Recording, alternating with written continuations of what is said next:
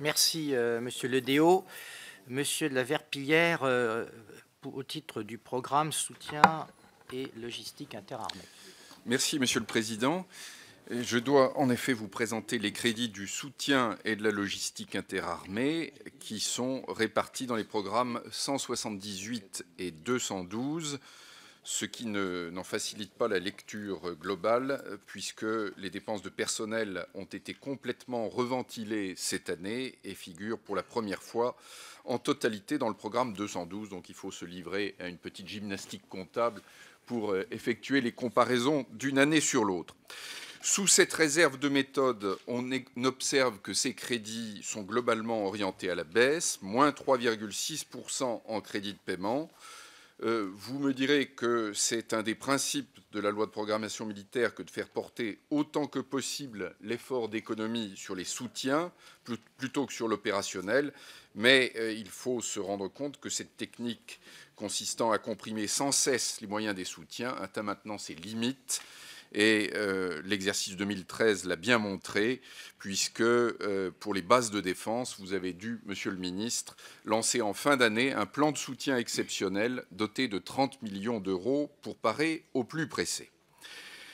Comme notre commission en a pris l'habitude depuis 2012, j'ai choisi de consacrer la plus grande partie de mes travaux à l'étude d'un thème. Et cette année, ce sont les surcoûts liés aux opérations extérieures, les fameuses OPEX. Pourquoi ce choix des OPEX? Parce que l'on entend souvent dire, y compris par vous, Monsieur le Ministre, que le système de financement de ces surcoûts préserve intégralement le budget des armées.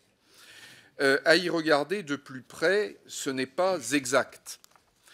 Certes, il y a un mécanisme de financement des surcoûts OPEX. C'est-à-dire que depuis la loi de programmation militaire 2009-2014, on inscrit une provision dans la loi de finances initiale. Cette année, la provision était de 450 millions d'euros.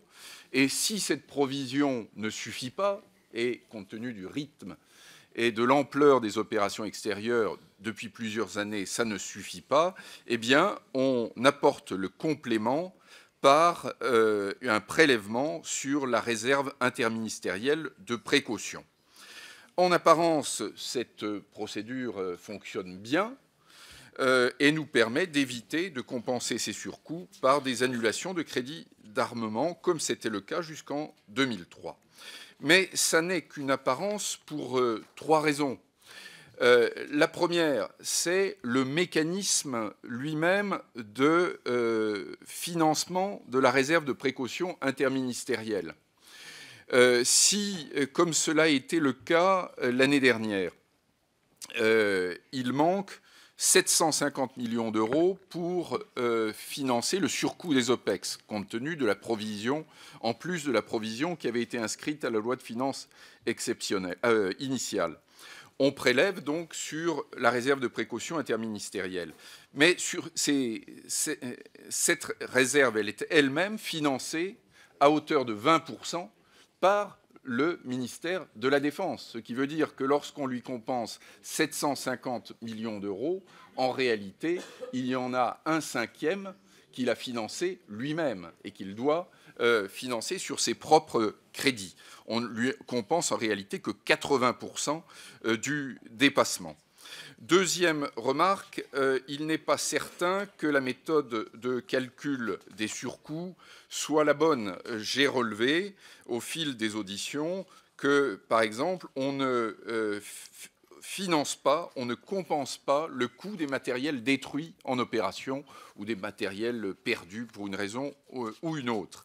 De la même façon, on ne compense pas l'usure prématurée des matériels, et nous savons tous, par exemple, qu'au Mali, les blindés, les VAB, mais surtout les hélicoptères connaissent une usure accélérée, et ce surcoût qui se retrouve fatalement à un moment ou à un autre n'est pas compensé par le mécanisme de financement des surcoûts OPEX.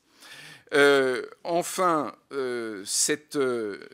Ce mécanisme de prélèvement ou de financement par la solidarité interministérielle, il n'est pas une assurance tout risque. Vous l'avez dit vous-même, Monsieur le ministre, lors de certaines auditions, c'est un combat qu'il faut livrer tous les ans.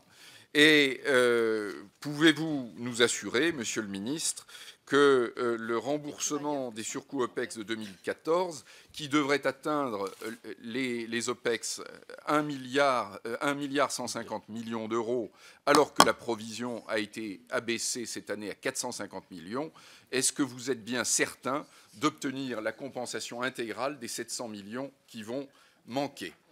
Voilà, Monsieur le Président, Mesdames les Présidentes, Monsieur le Ministre, les observations que je voulais vous faire, elles sont graves, puisqu'on observe qu'en réalité, il y a probablement un lien entre ce mécanisme insuffisant de compensation des surcoûts OPEX et l'annulation de 650 millions d'euros de crédits d'armement l'année dernière dans le budget de la Défense.